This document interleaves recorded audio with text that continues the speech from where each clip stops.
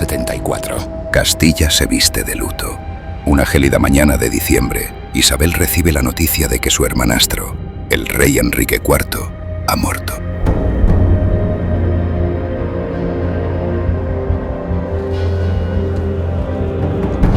Sin esperar, Isabel convoca a los poderes de la ciudad.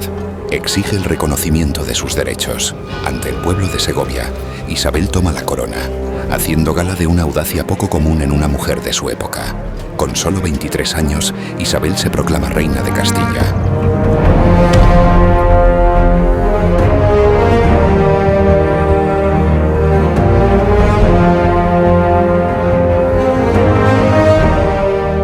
La reciente coronación es apenas el inicio.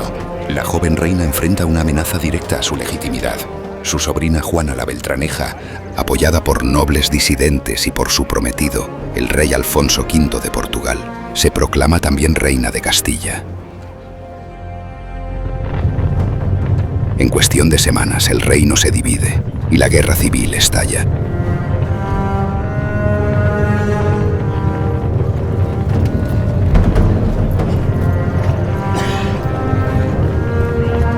Este conflicto se extendería por los próximos 4 años.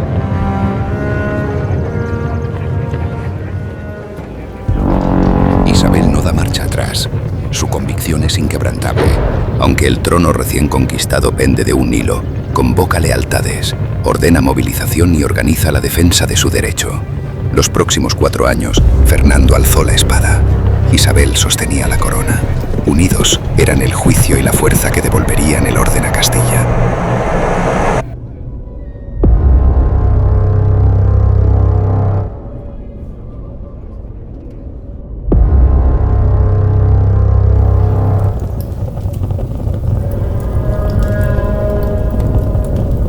Mientras los soldados dormían, Isabel velaba en silencio.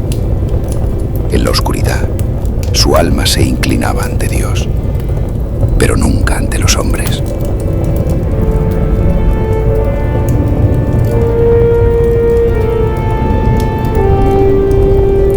La lucha es feroz, espadas, lanzas, sangre y traición.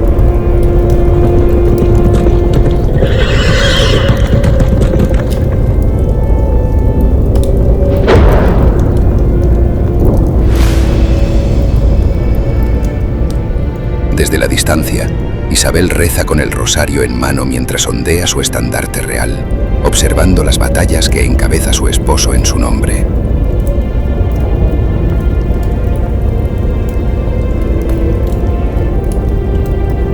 Fernando obtiene la victoria en la decisiva batalla de Toro.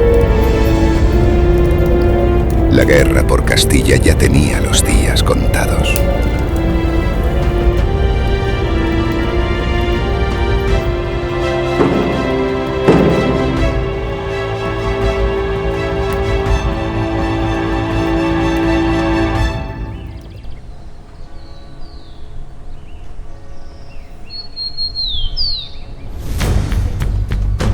La guerra culmina en 1479 con la firma del Tratado de Alcachobas, donde Portugal reconoce a Isabel como reina de Castilla. Derrotada, Juana la Beltraneja es obligada a renunciar a sus pretensiones y retirar su amenaza. Isabel impone que su joven sobrina ingrese en un convento de clausura en Coimbra, sellando su destino político para siempre. Poco después, Fernando II asciende al trono aragonés, uniéndose así dinásticamente Castilla y Aragón bajo la pareja real. Aunque cada reino mantiene sus propias leyes e instituciones, la dualidad de poder se convierte en una fuerza conjunta.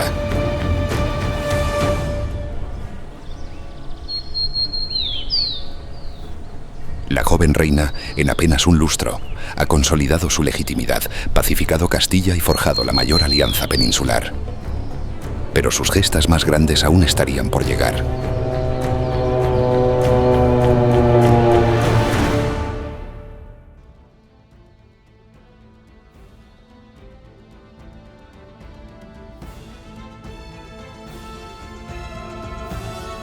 Mucho antes de Isabel, 7 siglos atrás, Cuando la península era un mosaico de reinos fragmentados, un noble resistió en las montañas de Covadonga. Su nombre era Pelayo.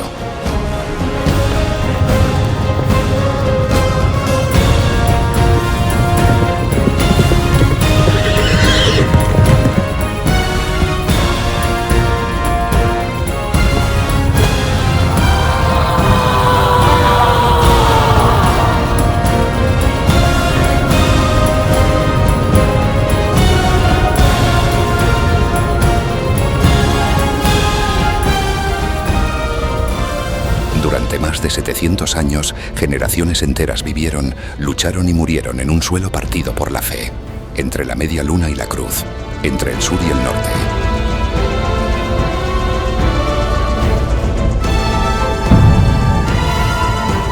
Y así, cuando Isabel subió al trono en Castilla, esa vieja herida aún sangraba. Granada, el último reino musulmán de la península, se mantenía en pie. Un símbolo, un bastión, un desafío. Tras sellar su legitimidad en Castilla, Isabel sabía que la verdadera unidad aún no estaba completa. El sur, el último vestigio del poder islámico en la península, resistía no desde Granada.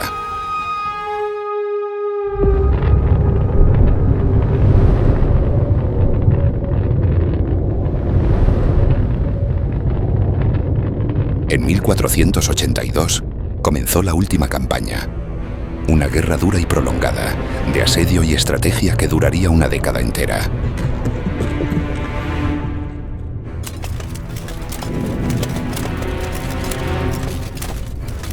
Isabel, fiel a su visión de unidad bajo una sola fe, no descansó. Viajó con el ejército, inspeccionó campamentos, cuidó de la intendencia, veló por los heridos. Fue en ese tiempo cuando apareció un hombre de mirada encendida, un extranjero con mapas y sueños imposibles, Cristóbal Colón. Le hablaba de océanos interminables, de llegar al este navegando hacia el oeste. Muchos lo ignoraron, algunos se burlaron. Isabel no. Durante años lo escuchó. Dijo no más de una vez, pero nunca cerró la puerta, porque en su interior comprendía que la fe también se expande con alas nuevas.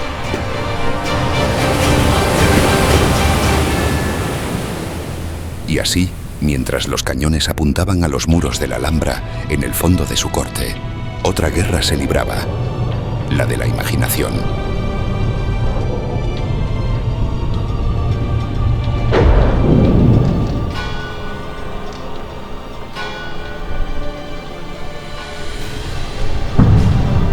Enero 1492. Las campanas resonaban en los valles nevados de Granada. Después de 10 años de guerra, el último reino musulmán en la península caía. Ante las puertas de la Alhambra, Boabdil, el último sultán nazarí, entregó las llaves de la ciudad, silencioso, derrotado. Isabel, vestida de blanco, contemplaba la escena sin júbilo, sin venganza, solo fe y propósito. Con ese gesto culminaba una historia de 7 siglos, desde Pelayo en Covadonga hasta esta colina andaluza. La reconquista había terminado, pero en el corazón de la reina, otra cruzada comenzaba.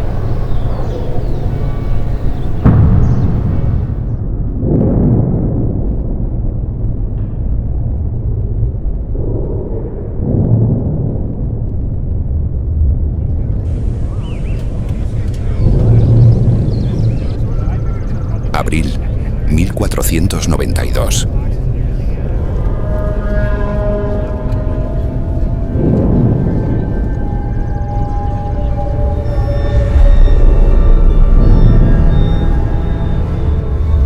Tras años de dudas, retrasos y consejos divididos, Isabel decide apostar.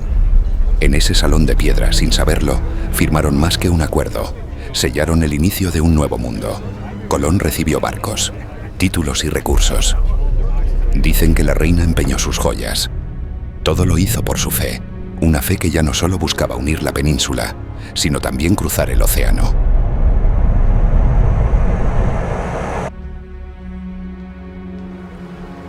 Y así, mientras las velas se llenaban de viento, El viejo mundo quedaba atrás. Sobre esas tablas de madera viajaban siglos de fe, ambición y promesa. Isabel desde tierra firme observaba, y sin saberlo, abría la puerta a un continente entero. Con ese acto, se abre un nuevo capítulo. Uno que llevará la cruz y la corona más allá del mundo conocido.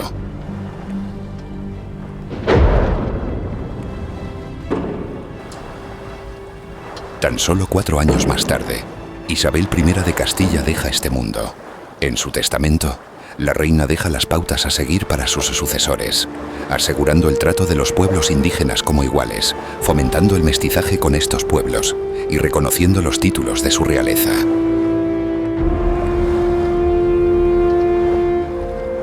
Haciendo de la evangelización la principal misión de España.